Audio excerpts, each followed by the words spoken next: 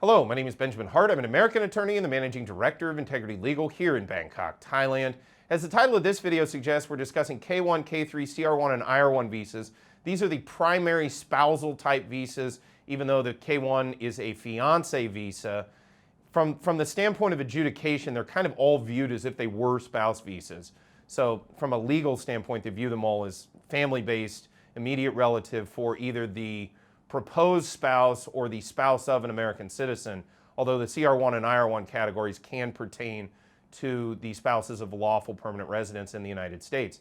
The reason for the video is I wanted to talk about affidavits of support and overseas assets. Had a lot of folks asking me recently, or telling me recently, that, well, we've got X amount of money, why won't you put that on the affidavit of support? Or specifically, why aren't they considering it when, oftentimes we'll put it on there, mostly at the insistence of the client, notwithstanding that I've told them exactly what I'm going to say in this video, which is, look, the U.S. federal government cares about what assets someone has in the United States, because at the end of the day, the affidavit of support, especially the affidavit of support, the I-864 associated with marriage visas, and later associated with fiancé visas in the adjustment of status process, that affidavit of support, part of it is it's set up, if you will, its function is to create a methodology whereby the American government can be recouped, can be reimbursed, if you will, or can recoup or can be reimbursed for any monies that are paid out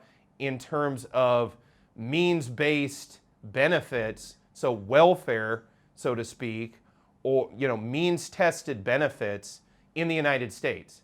So folks that go on SNAP or aid to families with dependent children, although I think that's gone now or it's renamed or whatever, so-called welfare, whatever you want to call that, there are means-tested benefits. If someone who's been sponsored by an affidavit of support goes on to means-tested benefits, the government can then basically ask for reimbursement for those benefits from the person who sponsored that person in their affidavit of support. So when they do that, they want to be sure that they're dealing with assets that are physically present in the United States, where they have jurisdiction over the assets to seize them if necessary, to pay back for the payout of so-called welfare benefits. So understand that when you're dealing with an affidavit of support, even before the visa is issued, the adjudicator doesn't particularly care how much wealth you have outside of the United States. It's going to be wealth inside of the United States that can be used as remuneration for possible welfare benefit payouts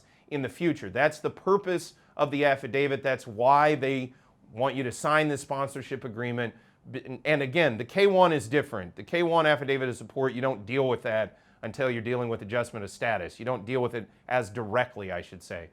But that said, yeah, they at the end of the day, the adjudicator is going to want to see assets in the United States that could be attached for purposes of remuneration for later usage of possible means-tested benefits in the United States.